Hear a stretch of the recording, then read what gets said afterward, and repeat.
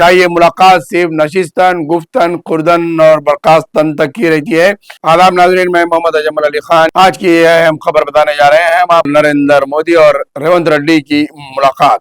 जैसा कि आप जानते हैं कि रियासत तेलंगाना के वजीर आला जनाब रेवंत रेड्डी दिल्ली में मौजूद हैं और वो वजीर आज़म हिंद जनाब नरेंद्र मोदी से मुलाकात करते हुए तेलंगाना की तरक्की के लिए उन्होंने मरकजी इमदाद की ख्वाहिश की है, जिसमें मेट्रो रेल के जो है 76 किलोमीटर के अहाते के लिए 24,000 करोड़ का मुतालबा किया है। तो वहीं मूसी रिवर फ्रंट प्रोजेक्ट के लिए 20,000 करोड़ का मुतालबा किया है। इसके अलावा वो 29 IPS अहदेदारों को तेलंगाना के लिए अलाट करने की भी बात की है और दीगर रियासतों को रेलवे मरबूत किया गया है। उन्होंने रेलवे के ताल्लुक से भी जो है वजीर आज़म से बात की है कि दीगर स्टेट्स के रेलवे लाइंस को भी जो है हैदराबाद तेलंगाना से जो है मनसूख किया जाए और उसी तरीके से रीजनल रिंग रोड्स के बारे में दरख्वास्त की गई है और वज़ीर आज़म दरख्वास्त की कि गांधी सरोवर प्रोजेक्ट के लिए दिफा के लिए 222 एकड़ अराजी तेलंगाना को मुंतकिल की जाए।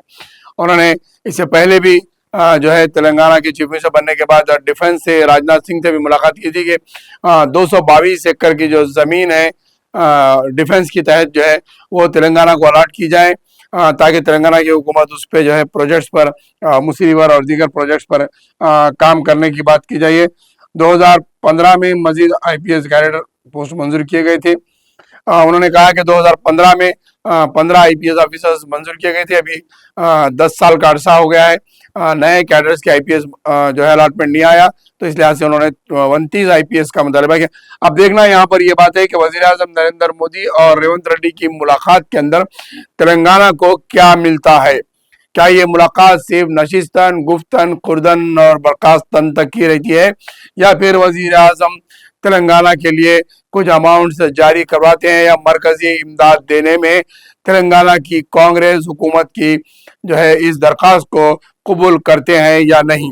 क्योंकि तेलंगाना से ताल्लुक़ रखने वाले BJP के दुर्गान मिनिस्टर में हैं, तो देखना यह है कि अब तेलंगाना की इस गवर्नमेंट को ये 2 मिनिस्टर्स फंड्स लाने में जो है नरेंद्र मोदी की नुमाइंदगी करते हैं या फिर वज़ीर आज़म की इस दरख्वास्त को पास कराने में कामयाब होते हैं या फिर रुकावट बनते हैं। ये वक्त बताएगा कि नरेंद्र मोदी और रेवंत रेड्डी की मुलाकात से तेलंगाना को क्या मिला। वहीं पर रेवंत रेड्डी दिल्ली में प्रेस कॉन्फ्रेंस से खिताब किए। उन्होंने बताया कि तेलंगाना के लिए जो तरक्याती फंड्स मरकज से लाए जा रहे हैं और ख़ास तौर पर मेट्रो ट्रेन की रुकावट में उन्होंने अंबरपेट ताल्लुक़ रखने वाले सिकंदराबाद के MP किशन रेड्डी पर इल्ज़ाम आयद किया कि उनकी वजह से जो है मेट्रो ट्रेन के फंड्स में मरकजी फंड्स में रुकावट पैदा की जा रही है। तो वहीं उन्होंने कलेश्वरम और बरखी खरीदारी की तहक़ीक़ात कमीशन की रिपोर्ट की बात की है। हर माह तनख्वाहों के लिए रेवंत रेड्डी ने बताया कि 6,500 करोड़ का इस अमाउंट दरकार है। तो वहीं पर सूद के लिए जो है 6,800 करोड़ रुपये तेलंगाना की हुकूमत भर रही है। इस खबर भी जो है साबिक़ा हुकूमतों के दौर में भी तेलंगाना पर कर्ज की रकम जो है 500 करोड़ थी, 2,000 करोड़ हुई, 3,000 करोड़ हुई, अब बढ़ते जाके 6,800 करोड़ सिर्फ सूद अदा हो रहा है। असल रकम तो कई ज्यादा की है। उन्होंने ड्रग्स के ताल्लुक से भी मीडिया से बात करते हुए कहा है कि शहर तेलंगाना के अंदर ड्रग्स पर काफी हद तक कंट्रोल किया जाएगा और इसकी बड़े पैमाने पर तहकीकात की जाएगी। लेकिन हम देखते हैं कि तेलंगाना और हैदराबाद के मरकजी इलाके में ड्रग्स और गांजा की बड़े पैमाने पर फरोख्त हो रही है और पड़ोसी ममालिक से रियासत के अंदर गांजा आ रहा है, शहर के अंदर गांजा आ रहा है, कॉलेजेस के करीब मिल रहा है और कई ऐसे मखसूस इलाकों पे गांजा और शराब रात भर खुली आराम से मिल रही है।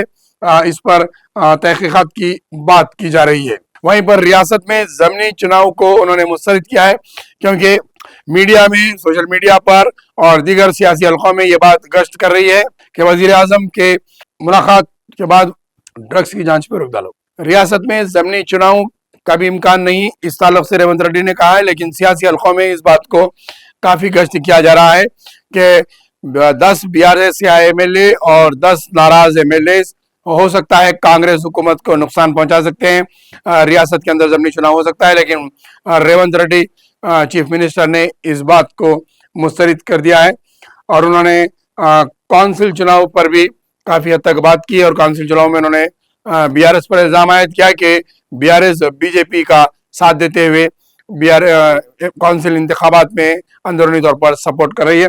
अब देखना यह है कि हैदराबाद मेट्रो प्रोजेक्ट की मरकज से मंजूरी मिलती है नहीं, और रेवंत रेड्डी के दिल्ली के दौरे अगर तारीख उड़ाकर देखें तो 12 महीने के अंदर रेवंत रेड्डी तकरीबन 36 मरतबा तेलंगाना से दिल्ली के लिए रवाना हुए हैं और वो 36 मरतबा दिल्ली का दौरा कर चुके हैं, लेकिन क्या लाए हैं अब तक, क्या दिल्ली से लाए हैं, ये कुछ तेलंगाना को हासिल नहीं हुआ।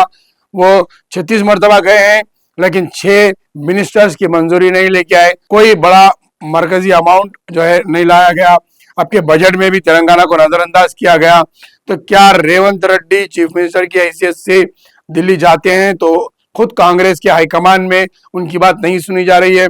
मरकजी हुकूमत के कई मिनिस्टर्स के साथ उन्होंने अब तक की मुलाकात की, राजनाथ सिंह से मुलाकात की, नितिन गडकरी से मुलाकात की, टेक्सटाइल एग्रीकल्चर मिनिस्टर से मुलाकात की, एग्रीकल्चर मिनिस्टर से मुलाकात की, इंडस्ट्रीज मिनिस्टर से मुलाकात की, उन्होंने आईटी मिनिस्टर से मुलाकात की और अब वजीर आजम से मुलाकात की है, अमित शाह से मुलाकात की है। उन्होंने तमाम हर मुलाकात में तेलंगाना के लिए उन्होंने प्रपोजल्स दिए हैं, रिकमेंडेशंस किए हैं, लेकिन आज तक भी 12 महीने में रेवंत रेड्डी को कुछ भी हासिल नहीं हुआ।